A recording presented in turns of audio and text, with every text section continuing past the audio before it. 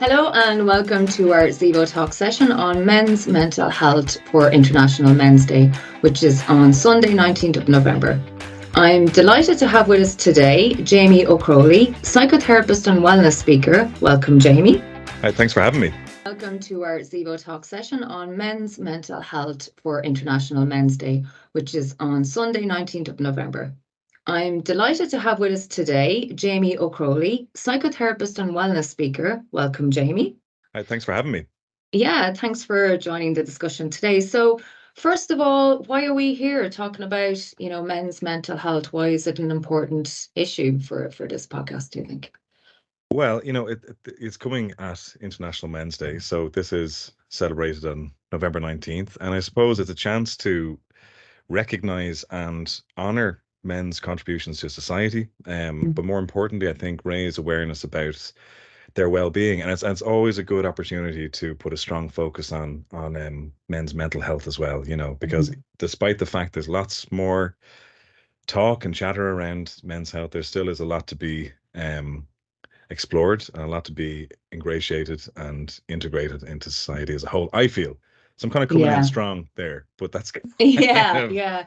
how No, I really, feel. and I think it's an area that's in developmental stages and is progressing and is a hot topic at the moment as well about, you know, how men's mental health may differ or how they process emotions differ or does not differ from Mm. women as well.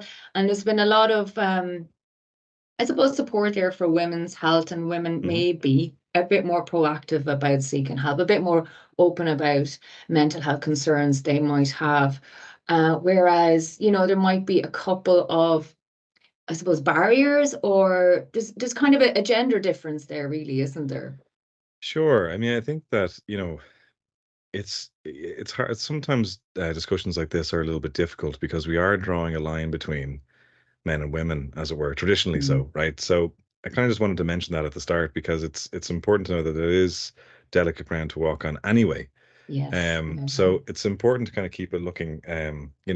I can speak a lot to men's health because that's how I identify. I feel that way. So I can bring a lot of my own experience and also experience, I suppose, within different groups and people that I work with who happen to be men as well. And I feel that might add a bit more, um, I suppose, of a richness and a depth to sometimes a bit sterile. This can be sometimes a sterile topic, if we get bogged down in figures and stats, like I am prone to do anyway. So I was trying to Yeah. invite more in. So, but there is something that I suppose is the most important thing for me anyway to mention at the start, and I kind of want this to be the ghost that hovers over the next little while that we talk, which is that like these figures are probably accurate. I'm going to say that again. They are accurate because I looked them up. They're accurate until May 2023, and we're going to just talk about suicide rates for a moment. And now Yeah. still, the male suicide rate is 14.2 for every 100,000, and female suicide rate is 5.2 for every 100,000. All right. So I'm acutely aware Almost that, three times the yeah, the rate. Yeah, still it's exactly. And men. and it's one of the highest rates of male suicide in Europe as well. So look, I'm acutely aware that not all mental and emotional difficulties result in suicide. Mhm. But it feels like an important fact, I think, to set the tone because we're dealing with real outcomes here and we're dealing with real people as well. And it's important to look at the consequences um of mental illness, I would say, or when mental Mm. health isn't looked after. So it's kind of heavy hitting at the start, but I kind of wanted to remain with us as we talk too, because it's such an important point to keep reminding ourselves of, that people are suffering and people are leaving as a result of that suffering. Yeah. Um, and And maybe that people can aren't change. seeking that help, or maybe that support system isn't there as well, which we'll Yeah, we'll discuss. And there can sure, be, I think it's roughly about 10% are languishing, and another 20% are in poor mental health as well. So there's a sure. considerable section there that's in need of support, and people do move between sections and into improved mental health as well, which is positive to see that something can be done as well. So, maybe since we're talking about, Irish figures and the Irish context, do you Mm, think, for me personally, from being from the countryside, mm, having, three younger brothers, and seeing the impact, particularly back in the 80s, 90s, of how difficult it could have been for men mm, to be open up about challenges they may have or seeking help, particularly around teenage years. I know some of my classmates who unfortunately died by suicide as well. That was a very Mm. hard environment, particularly in a rural area, particularly with that Irish cultural influence as well. Where do you think that might stem from, that, that Mm. Irish, I suppose culture around, drinking, pub culture back in Yeah. the day as well? And I mean, this is certainly going on hundreds of years in Ireland, where men must be Mm. strong and resilient and buckle Hmm. up, and, this resilience through hardship, but Yeah. yet no room for vulnerability, Yeah. for asking for help even. Yeah. Well, I think it's a really good thing that you brought in the Irish context there, because it has such value in discussing something like this. Because if keeping it just to, yeah, as you point out, that Irish context, there is a traditional Irish culture and societal norms that can impact men's health. It's what you've seen growing up, and certainly what I've seen growing up too.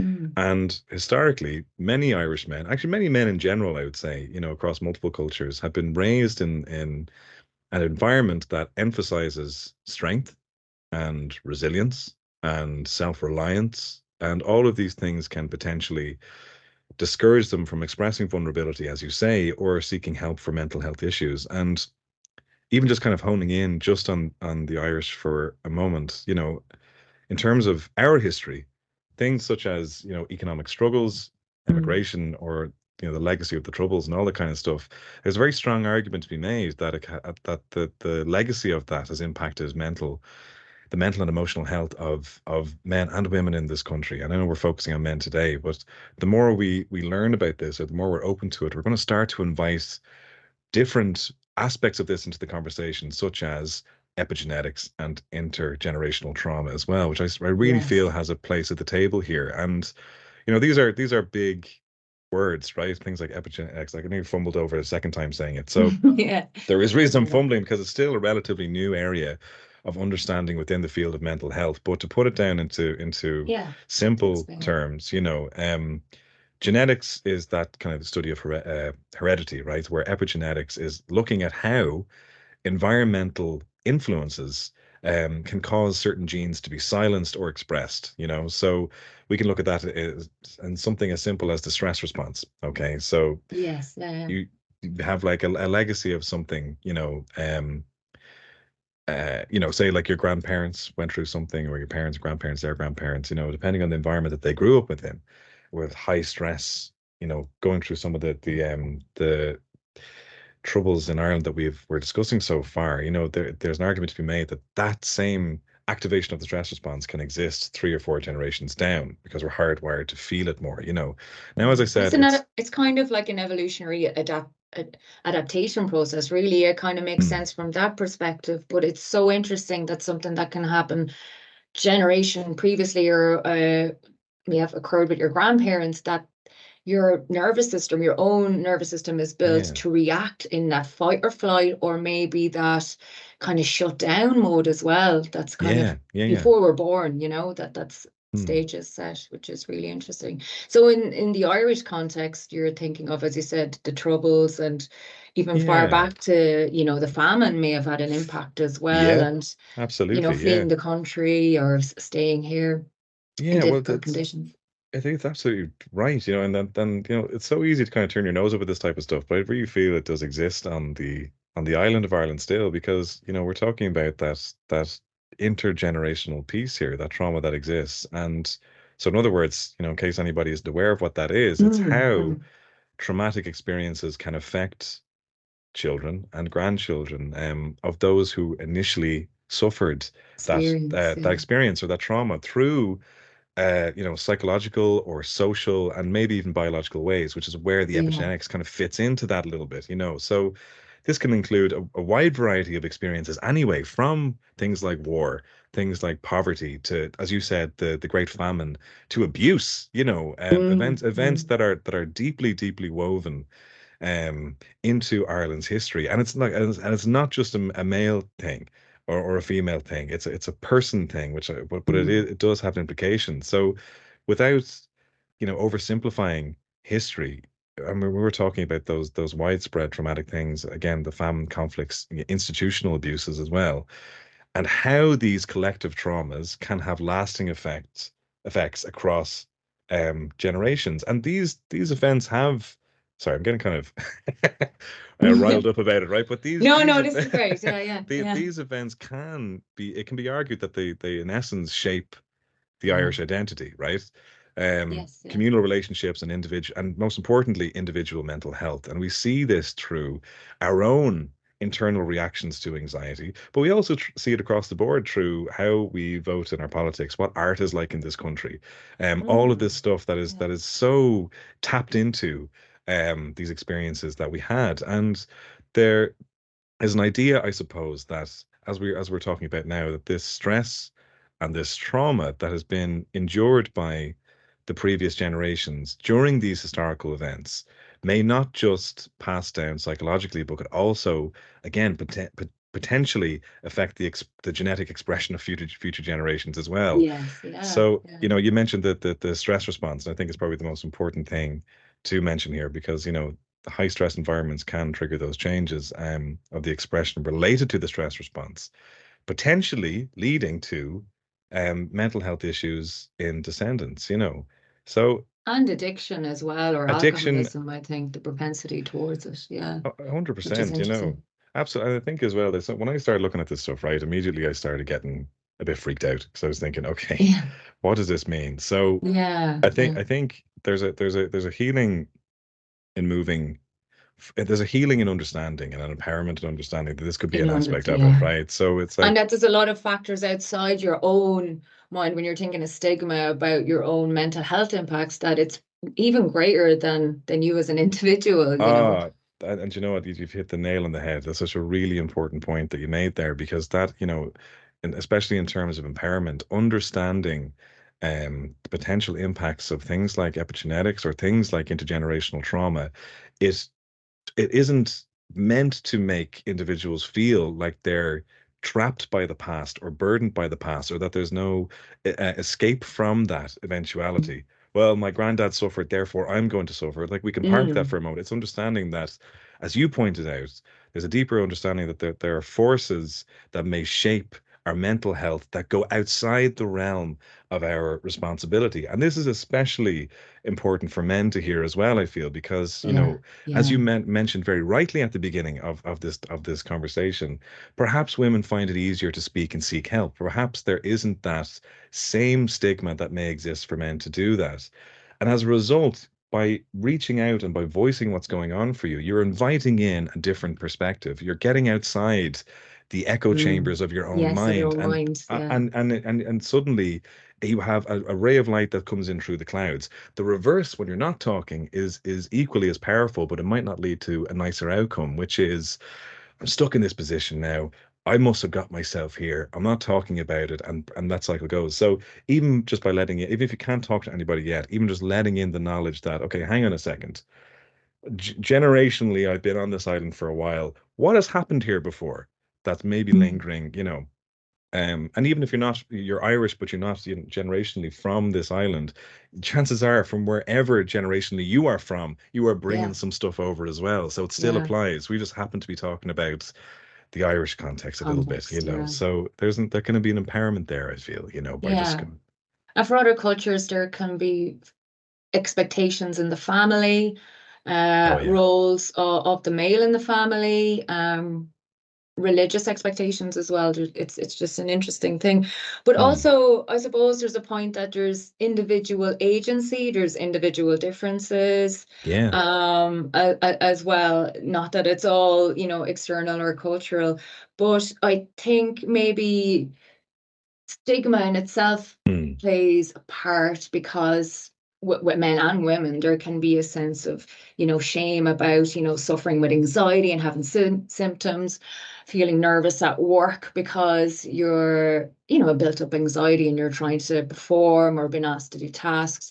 Or not being able to get out of bed in the morning because of depression. And this could have mm, occurred from, a significant life event or something maybe going on an unconscious level that you're not satisfied with and you need to recede from life. So yeah, there's a lot of, you know, I suppose people should be a bit more, again, this is kind of externalizing it as well to the whole mental health of a human mind as well, that but there's a fear that, I suppose people will be judged by society. At work, it's very difficult to open up as well. Sure. There's shifts there at the moment, but I think stigma may be a barrier for men as well, going to seek help. Or I've been listening to some podcasts where they say, like, I've sought help, but my friends aren't, and I can't really open up about it. No one's really doing it, or at least talking about it. So I think there's room there for a kind of culture shift.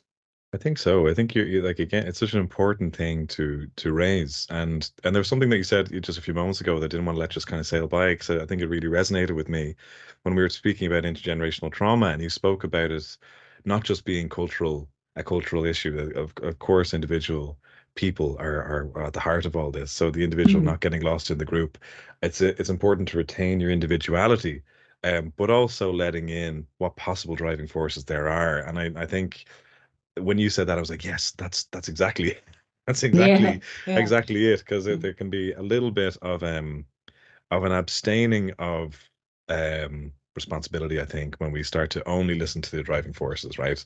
It's like, well, it must have been their fault, therefore I don't have to do the work now to make myself feel better. It's like you still have to show up for yourself, but we're trying to take it in the context, even as being male as well, and thinking, oh, women or certain other groups might need more support than I do, therefore I shouldn't be seeking support, which is the other flip side impact, the negative impact of looking at everything from a socio-cultural perspective and not on the individual as well. Here at Zevo Health, we have designed a training to shine a light on various important aspects of the male experience, particularly from the point of view of mental health and emotional well-being. This session explores the untouchables, the emotions that often carry very negative connotations for men, those that may consciously or unconsciously steer away from for fear of being mocked. Your employees will also come away with a deeper understanding of positive skills and qualities men can develop to foster authentic relationships. Contact us today to inquire about the men's mental health training for your organisation. www.zevohealth.com. And just in terms of stigma, as you said, that you're sure that it exists within men as well, and I can attest to it, absolutely does, and it's whatever that. I mean, we all have kind of a loose idea of what stigma is, so it might be worthwhile just kind of breaking it down a small bit, So, and again, I'm just going with there's a psychotherapeutic lens through which I'm looking through all this. So there is other lenses out there, but for today, I'm presenting it as that strong feeling of disapproval that most people in a society have for something, especially when we view it as being unfair. And in the context of mental health, stigma is often going to involve prejudice. It's often going to involve misconceptions about mental illness, which inevitably will lead to discrimination and or exclusion, right? So within this, then we can kind of break it down further, because we're looking at the individual and we're looking at the group at the same time and having a foot in both camps. So then we go, right, if my feet are in both camps, then I have to recognize that there's a public stigma and there's also a self-stigma that I'm engaging with. So public stigma is that reaction of the population towards people with mental health issues. And then I have that a little bit more insidious internalized stigma, which is the prejudice people with mental health issues, the prejudice about turning against yourself for having them. Am I exhibiting a certain amount of symptoms? Does this mean I have anxiety? Does this mean I'm therefore weak? And then we kind of go into, we don't want to spend too long doing leave insert history, but it's just the historical context is kind of important to kind of bring back in as well, because you'd mentioned before about traditional religious beliefs too, and all of that can help contribute to stigma too. And historically speaking, mental illness in many societies, was often misunderstood and associated, as you pointed out, with negative connotations. So think about think about the Irish culture when, back even from the 80s and 90s, even not too far away from now, mental health issues are often kept within the family, as it were. Yes. It's Yeah. we'll look after, whatever, we'll keep it quiet, or keep it in the community or institutional care. And when you had to use things like institutional care, that was stigmatizing in and of itself. There was no, Absolutely. and Yeah. that still does exist now. That's still there It's today. it's still Yeah. there Yeah. now. I'm going to spend some time here to get the help I need. It's more, what are you doing there? There's something wrong with you, and that unfortunately still comes true. And there is this cultural expectation of, and in men, and I'd say in all society, not just in Irish society, to Mm. be, again, that kind of strong, stoic, self-reliant kind of person, right? This kind of machismo that is given and that we absorb, um or any other term that denotes the pressure on men to be tough, and how it discourages men from admitting vulnerabilities for fear of appearing weak. Yeah. So this is where self-stigmatization really rears its head, and we start, how are these internalized stereotypes, where are these internalized stereotypes leading me? Well, they're leading me to feel ashamed and terrible about myself, and because I'm a human that is vulnerable. I'm a human Yeah. that is at Yeah. times going to need Yeah. help and need to get some support. But I can't reach out there because it completely conflicts with this idea of machismo or machismo. I'm not too sure how to say that word, right? Yeah. I'm But not sure. macho, right? Being a macho man. Yeah. Yeah. And look, the reason why I suppose we're talking about stigma anyway is because the consequences of stigma are very evident too, and Yeah. you And meant, waiting till it's too late, really, till you're in look, crisis, 100%, and that's it's a really good point. And you'd mentioned even a few moments ago about that reluctance to seek help, and that's really, really, really important, because when we're reluctant to seek help, we're in effect putting ourselves into a mode of isolation, social isolation. We're removing ourselves from the group, and potentially worsening any mental health conditions that we may have. And this is not just limited to our working life. This is something that transcends all of that. It's relationships, it's work life, it's physical health, it's anything that you feel connected to. That's what gets affected when your mental health is challenged. And look, we're going back to that statistic when perhaps we explored at the very start, which is suicide rates. And it isn't, you know it isn't worth playing around with this type of stuff in a No. way. Yeah. There are very real um consequences. And I suppose the obvious question is, how do we come out of this then? How do we break that stigma? And can we acknowledge that progress has been made? I mean, in your Yeah. experience and in my experience, can we acknowledge that in the last decade that progress has been made? I mean, I would say Yeah. yeah, but I would definitely have seen a shift in the last 10 years right. in Irish culture amongst my male friends and how Ah, they okay. socialize now, and getting into jujitsu and, Mm, sport or music, and changing, I suppose, that setting where they do socialize a bit and shaking it up. But that can be an age thing as well, a maturing kind of a sure. coincidence. I suppose that's what we could talk about as well Mm, is, okay, there's people are told go to their GP, go mm, seek therapy. Therapy there's so many different branches. There's psychotherapy, there's mm. counseling, there's Yeah. psychoanalysis. It's endless. It can be daunting, I think, for anyone really, Mm, going to mm, seek professional help. And there's always this apprehension and fear of, hmm. revisiting hurt that might be quite buried there as well. You Yeah. kind of think you'll see a therapist and they'll be all ripped open and Yeah. exposed, and it's it's Yeah. it's bringing yourself into that vulnerable space. But I think Mm, it's important to note that supporting your mental health can come from the physical health side, yep. from many other different techniques. I'm trying to think, hiking, or, I Hmm. suppose everyone has things that kind of get them out of themselves or the ruts that are in. Of course, if we're talking about severe depression or severe anxiety, it can be very difficult to kind of build up into these kind of activities again. But I think for men, maybe, I don't know, what do you think, that Mm, their strategies may in general be slightly different to what, women might feel supportive, like, sure. seeking help with groups, or what would you think in terms of solutions to Yeah. supporting men's mental health? But I feel that, like, I mean, psychotherapy, again, I'm biased. So I always find that it's very, very useful to have that space that's your own to explore yourself in a way that you feel is needed.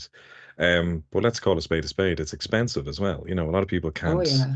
can't put themselves in that position. And I understand that. So then we go, right, if I don't have the money, or I'm not willing to do it yet, or I'm not ready for it, whatever reason is there, how can I do something that's a bit more practicable right now? Or is there a solution that kind of gets the ball rolling a little bit, right? So the first thing that I would feel is really valuable is, again, this is kind of piggybacking or jumping off what we were talking about in terms of stigma, is tapping into whatever, you know, I think you'd used a phrase earlier on that I'm going to rob on you now. It's that call to action, right? So stepping into yourself a little bit. So encouraging yourself as a man, without any judgment attached to it, encouraging yourself to challenge the stigmatizing attitudes in your own life as it is now. So, if you're feeling that you're weak, or you have this drive within you that is resisting something, or you feel like you're small, or you feel like, I should be more, all this kind of stuff, right? You catch yourself saying, I should be doing this, or I shouldn't do that, or you're stopping yourself from crying, or whatever it is, right? You don't have to change anything right now. Just notice it, what's going on, and be curious about that drive, So it's being mindful of the language you use to describe yourself. It's exercising a bit of empathy towards yourself, because as we've explored today, it's not just about you. There's lots of stuff that came before as well. So therefore, it's not all on your shoulders. So let's relax a little bit, all right? And then, and offering support to other men in your life. And look, you can, as a man, hopefully leverage your spheres of influence to kind of follow suit, whether that's at home, or it's on social media, or whatever it is. It's advocating, if you can, for more open, honest, and supportive dialogue around men's health, and not to feel othered by virtue of going through a bad patch. Every single person does. A select few are able to admit it to themselves. That's the difference. You're still a human, and you're still experiencing something. And then look, that's kind of the more unconscious behavioral stuff, really, and gearing yourself up. But from general tips or tricks is, bringing them in, encouraging yourself to step into something a bit more vulnerable, encouraging a bit of open communication. Now, there's a misconception, especially with men, right? And there's a few that I've worked with before, where there's a talking about being vulnerable, and then immediately seeing the shutters going down, or talking openly. It's like, you know what? No, I'm not doing that. Because there's an assumption that if you're quite a guarded person, or you want to, you're kind of leaning into that stereotype of being the strong, silent, macho guy. By virtue of being vulnerable, it doesn't mean that you have to show all of your cards all at once. That would actually be a silly approach, as far as I'm concerned, right? It's like, if you want to practice a bit of vulnerability and practice the idea of communicating what your needs are, or reaching out to your partner or friends, then you start showing them one card. And if that feels good, if it's well received, if you realize it isn't the scariest thing in the world, maybe here's another card, and here's another card. It's that gentle, gradual approach towards communicating. It can be such a powerful thing. And further to that, I mean, you'd mentioned your friends doing jujitsu. Was that, did I hear you right? They're doing or mixed martial arts and all that. Yeah, all that getting kind of rid stuff. of any a good way to get rid of aggression, and it's quite psychological or cognitive as well, to kind of, and it's that mind-body connection, without, say, an alternative to yoga, or mindfulness, maybe. Yeah, but it's hugely important. Like, any sort of physical activity is massive, and that mind-body connection is really important to look at too. And for men, I don't know if this is going to be any use, but it's certainly something that served me in the past. We're so comfortable as a culture now to talk about, when you break your leg, you need to take some rest, or you break your arm, anything physical that happens to you, it's that's rubbish. That's I know you said a different word there, actually. That's terrible that happened to you. Make sure you rest up. But we don't have the same approach to any sort of mental difficulty too. So sometimes, even acknowledging that you're feeling anxious, try and pretend as if it's a broken leg. Give yourself the same care and support and rest that temporarily broken part of you needs to recuperate, right? And this can be done through respecting yourself, as you point out, be done through physical activity generally anyway, and be more tuned in to expressing emotions to the body, and especially within, or through the body, and especially within this time that we're living in now, where most of us are working on a hybrid model. Most of us are separated from other people more often than we would have been before. Like, you and I are speaking right now. I'm effectively only seeing you from the shoulders up. You're only seeing me from the shoulders up, right? And so that's a very cognitive space to be working from, and we can spend all our And time lack of in there. connection as well, that Total physical lack of connection. connection. Yeah. Absolutely. Like we're sitting here right now, but I know on some level that I'm just speaking to my laptop in a room here. There's no one else here. You're not even Yeah. here. You're not here. I'm, and Yeah. where you are, I'm not there. So Mm. that can kind of get under our skin a little bit. So it can bring us into our head. And when we're in our head, that's of course fertile ground for creating worlds. That's where anxiety can rear its, it's all that, that as that energy goes up, we're creating space for From the anxiety shoulders anyway. up, I think, as well, hunched over the Yeah. desk. And I think there's just so much of more of a demand beyond ergonomics, but for like shaking off to really like engage in the nervous system, like to become more animal again instead of this head on a Yeah. screen. It's just to be more embodied, I think, is, an Absolutely. important practice. And However, that's the word. yeah. That's the word you said, embodiment. That's exactly the word that was with me, as you were speaking too. It's that, how do I re-embody myself, reconnect with, um, how can I reconnect with something? And, this may be very overly simplistic, but I find this has worked for me as well. It's when you're choosing something, it doesn't mean you have to suddenly run a marathon or do the Tour de France. Yeah, You don't have to do yeah. any of that. It's anything from walking, running, cycling, even just stretching at your desk, whatever it is, to re-embody yourself. Not only is it linked to stress reduction and mood improvement, but you're feeling as a whole more connected to yourself. You're quite literally somebody. And sometimes Bringing that can yourself be back, yeah. Or absolutely, even getting out absolutely. at lunch, particularly being around nature or around animals, it's that reconnection again, and it switches from this work mind of tasks Mm, to more present moment awareness, which has been shown to be so good for your mental and physical health, or help kind of change the mental landscape as well. So it needn't always be like weekly intensive psychotherapy sessions, although that would be quite helpful, particularly with more serious mental health concerns. mm, But there's always these little things you can do in the day to help and to prioritize yourself, I think, as well, to mm. ask for that. Yeah, absolutely. And that's and look, there's a few different things you could do to keep it easier for yourself. If you're wanting to, similar to like, speaking to people or being more vulnerable, it's one card at a time. Say you haven't been doing anything at your desk and you've thought of getting into your body. And actually, suppose that's something that just came to me now. There could be a part of everyone, we're talking about reconnecting with the body. There are people out there that have issues with self-image and body image anyway, and they don't Yeah, want to actually get into their body. So what I would suggest there is when we're talking about that mind-body connection, it's important, but go within your tolerance. If you're resisting something, if you're acutely resisting that's something, so important. Yeah. it's so important to register that too, because perhaps it's safer for you not to go there right now, and therefore you give that the respect it deserves too. But generally speaking, if you're thinking, I used to do a bit of walking or running, or I used to do whatever, and I just haven't for a while, because Netflix is deadly. Well, then you go, right, so how do I, tune back into myself in an easy way? Well, you do something that will keep you coming back for more.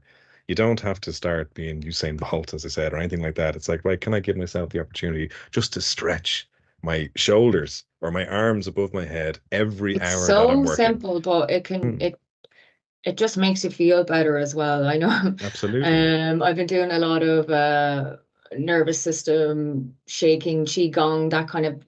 There are things people can look up, but just Great. it's a bottom up kind of technique. So you're working on the body to change the mind, and I think using your nervous system to kind of address what's going on and using it Hmm. as a tool to kind of change that landscape, might Oh, be worth it sounds someone great. looking into as well. I think it's so Yeah. cool. Yeah. Yeah. Yeah. No, I'd never practiced or heard of it before. That sounds amazing. Yeah. Somatic experience, and it's about that embodiment part. And if you have some hesitations or unconscious Hmm, barriers to embodiment, there's something going on there, and you need to be, or try to be curious about it as well. hmm. So it's a good way of getting in to what's going on unconsciously as well. But yeah, Great. that might be another topic for another podcast maybe as well. We could do a whole Yeah. session. Jamie, thank you so much for that. We really covered some really interesting points you made Hmm. about stigma, about judgment, about cultural and historical trauma and impacts, a bit of individual agency, and really trying to understand or start to empathize with you know, the difficulties that men may be experiencing dealing with this on their own without any professional support, or maybe the ability to open up. And I suppose, as we said there, there's no one fixed approach, and maybe this is the time for a further exploration of what does work for men anyway, and maybe to have more research, you know, of men in groups and interviews to explore what works for them, you know, if Yeah. it is different, you know. And Any last thoughts? I- Sorry there, Jamie. Yeah. No. I was just listening to you. I was just no. Thank you very much for having me. I think there's something, you know, I agree with everything that you said there, really, you know, and there is a huge strength in vulnerability. There really is. And there is an importance of changing the narrative around men's mental health. I know it's starting, but it's important, as you said, to keep listening, to keep tuning in, to find what works for you. And Yeah. look, no matter how you feel about International Men's Day, right? Personally, it just serves a purpose in highlighting these crucial issues and fostering a society where men's emotional and mental health is prioritized, understood, and most importantly, supported. So not too shabby a day. Yeah. And I like the part that you said, strength with vulnerability. I think, you know, the term masculinity has taken a bit of a lot of criticism, and it needs to be explored about what that truly is, for what is a good, strong male identity, you know, without this kind of toxic elements that may have been attached as a label, and where does that come from as well. So I think it might be a time we look back on of change for men's mental health, hopefully, you know, especially in this. Absolutely. All right. Thank you again. so much again for that interesting conversation, and thank you all for joining us today.